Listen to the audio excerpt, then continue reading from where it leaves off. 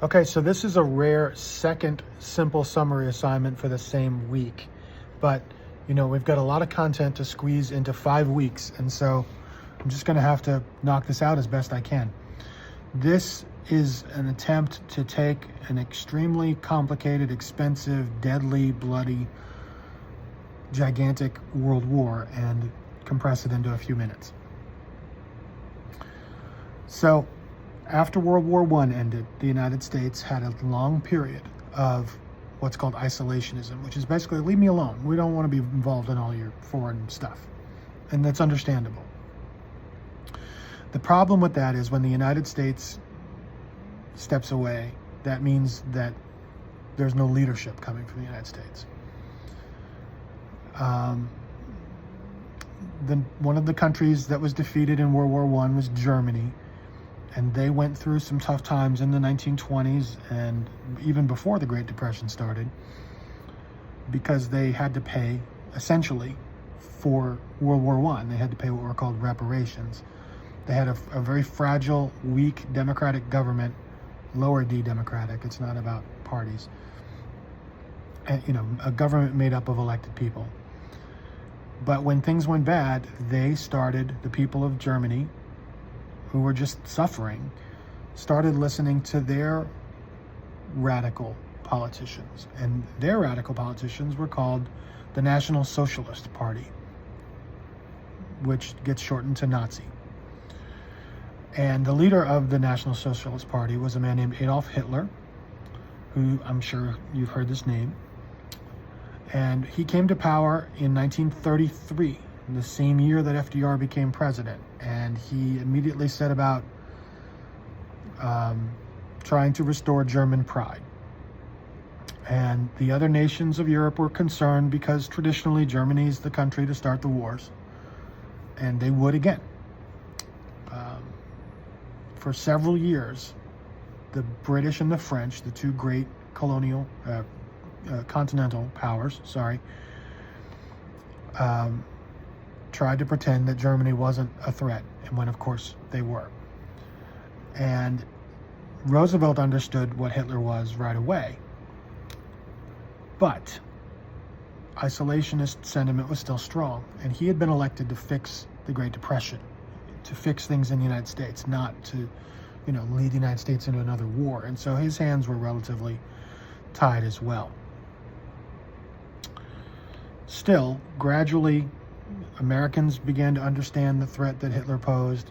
The British and the French began to accept, okay, we're going to have to rearm, we may have to go to war. On the other side of the world, the empire of Japan was expanding.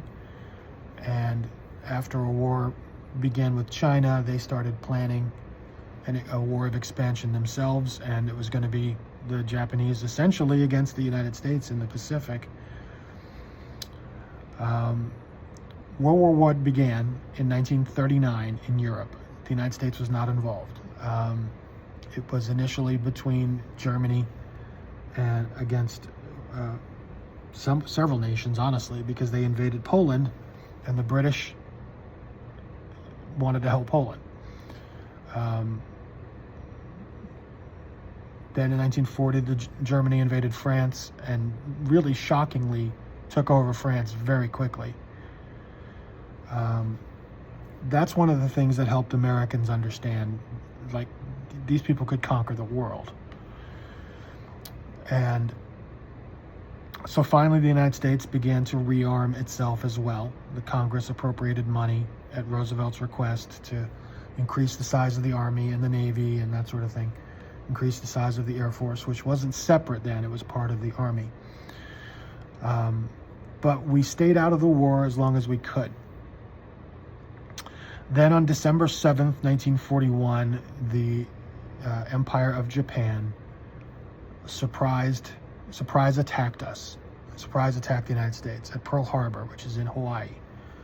Showed up on a Sunday morning and bombed the place into smithereens. I'm being obviously oversimplifying this because I'm trying to keep it short.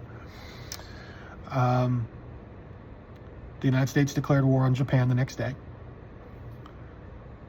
And for a few minutes, the Prime Minister of Great Britain was afraid, oh oh my God, the Americans are only going to go to war with Japan and not with Germany, and we need them to go to war with Germany.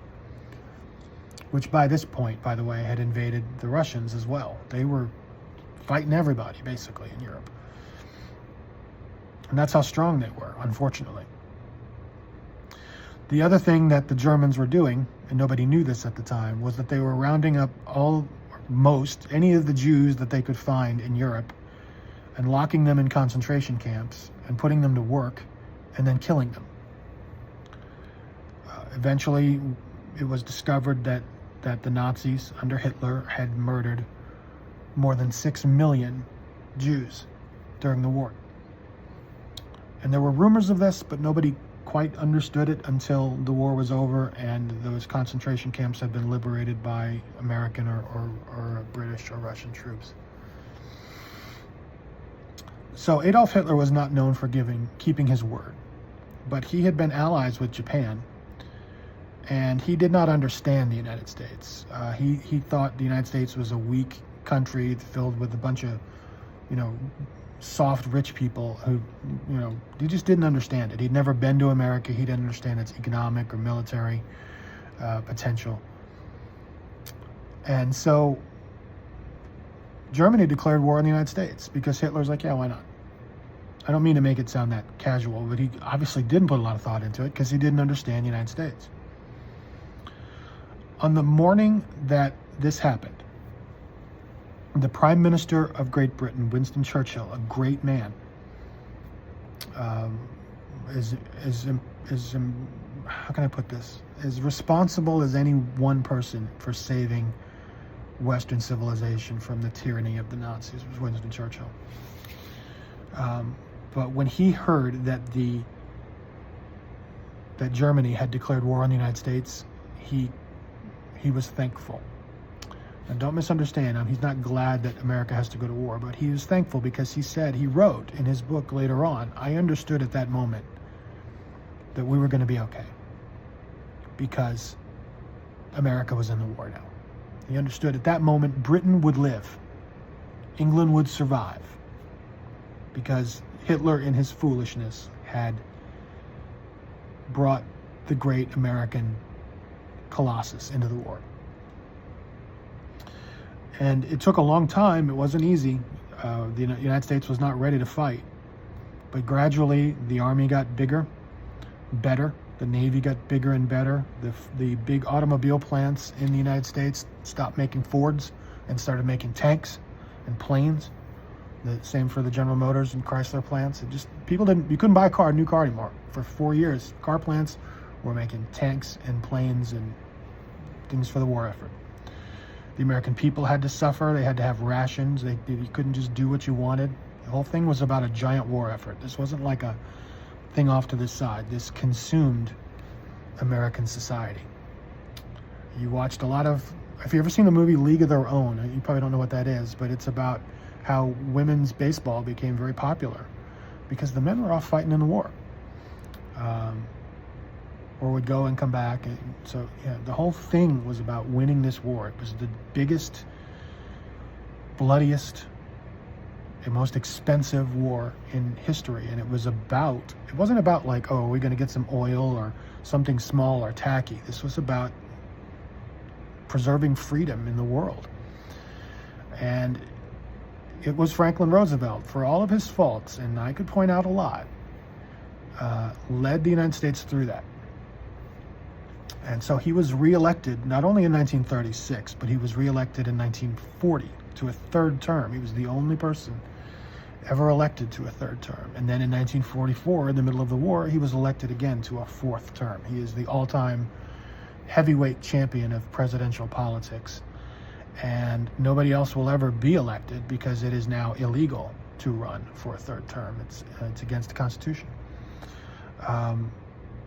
He basically was one of the last casualties of the war. If you look at pictures of Roosevelt in 1933, even though he was in his wheelchair, he was healthy. He was strong, full face, good color, color in his face, not pale and haggard.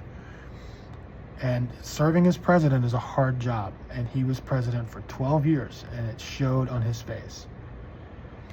And by 1945, he was obviously sick. He had, thank goodness, chosen a new vice president in 1944, a very capable man named Harry Truman. On April 12th, 1945, Franklin Roosevelt died. President Roosevelt passed away at his vacation home in Warm Springs, Georgia, of a cerebral hemorrhage, which is essentially a stroke. And Truman became president.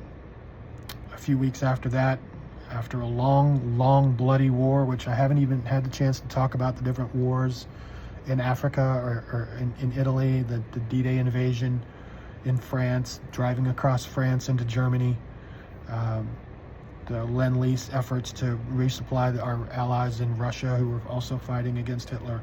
Again, it's a very complicated thing that I'm turning into an 11-minute video. But a couple of weeks later, Germany surrendered.